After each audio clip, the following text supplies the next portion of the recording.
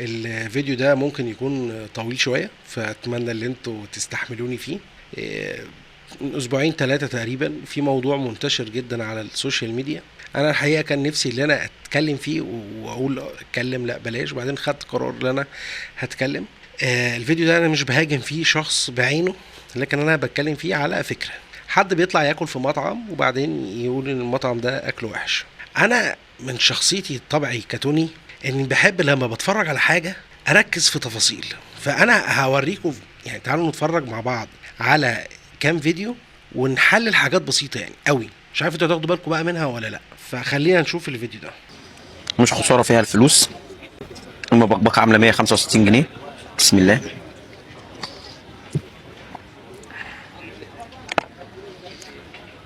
طيب خدت بالك من حاجه؟ نرجع حته تانية كده. بسم الله. طب يعني بلاش المقطع ده، ناخد مقطع تاني. ناخد قطعه مانجا.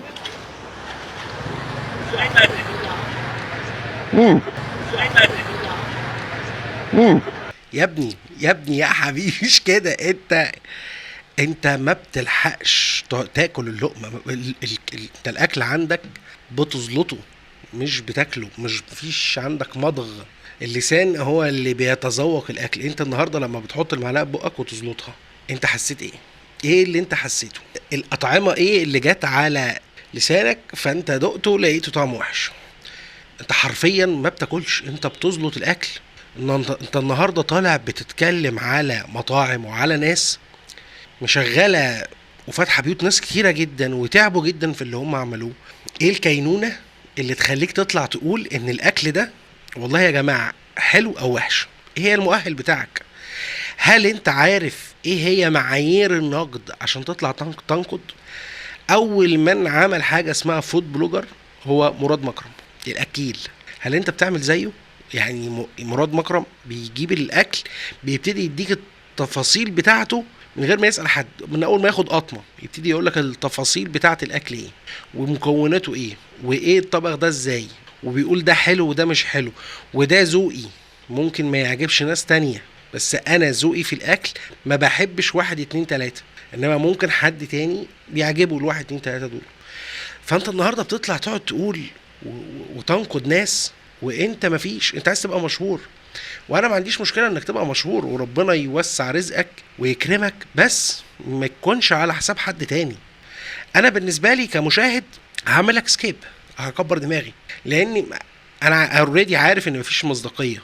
بس انا بتكلم على او بتكلم بلسان حال صاحب المطعم اللي انت بتاخد شهرتك وبتاخد الصيت بتاعك منه. ما تجيش تقول لي النهارده انا دافع فلوس فالمفروض اخد اكل يبقى طعمه كويس. لا، انت الموضوع بالنسبه لك مش كده. ليه بقى؟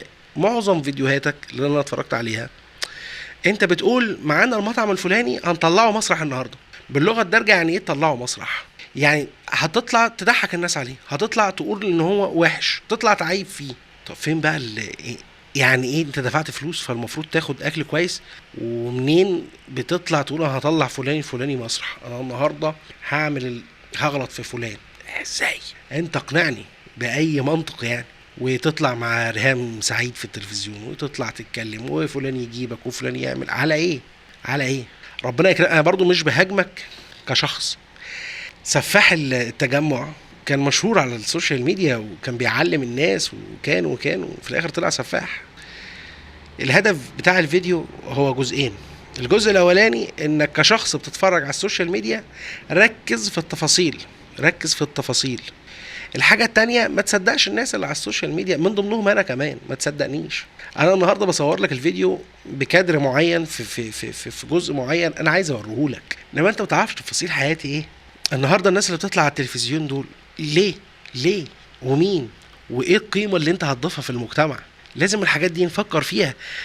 يعني انا مش حابب ان انا اخوض في حد. انتوا اكيد ادرى مني وعارفين الترندات وعارفين القصه دي بتتعمل ازاي. احمد مكي طلع في برنامج بس مش متذكر اسمه حقيقه، طلع قال لك لو انت عايز تبقى مشهور سهل انك تبقى مشهور. البطريق مشهور. هي الفكره انت هتبقى مشهور بايه؟ انت عايز تبقى مشهور بايه؟ بحاجه كويسه ولا بحاجه وحشه؟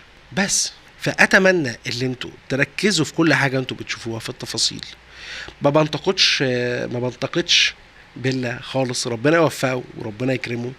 لكن انا بنتقد ان انت النهارده ما انتش مؤهل انك تطلع تقول نقدك في ناس فاتحه بيوت وفاتحه مشاريع وبتحاول انها تستمر في الظروف اللي احنا فيها دي، وانت بتطلع في فيديو علشان تجيب كام لايك، تجيب قد ايه مشاهدات، تطلع ممكن بسببك. مش هقول لك ان يا سيدي ان المطاعم دي بتخسر او انت رايك مش مؤثر قوي يعني، بس على الاقل انت نفسيه الراجل ده انت اذيته.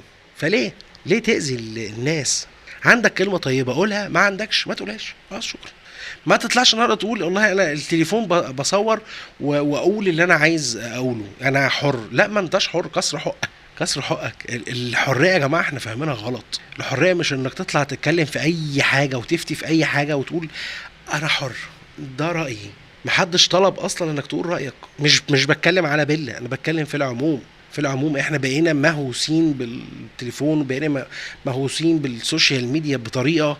يا جماعه لا، مش كده يعني، شويه العقل بس. الموضوع سهل وبسيط للغايه. انا مش عارف اقول ايه تاني الحقيقه، مش محضر حاجه للفيديو ده، انا برتجله. بعتذركم جدا لو انا طولت عليكم، ولكن الموضوع استفزني جدا. واي حد انا ذكرت اسمه في الفيديو ما يتزعلش مني، وانا مش بهاجم حد، انا ممكن اكون بوريك حاجات انت ممكن ما تكونش واخد بالك منها. بس تسمعش الفيديو ده تاني. سلام.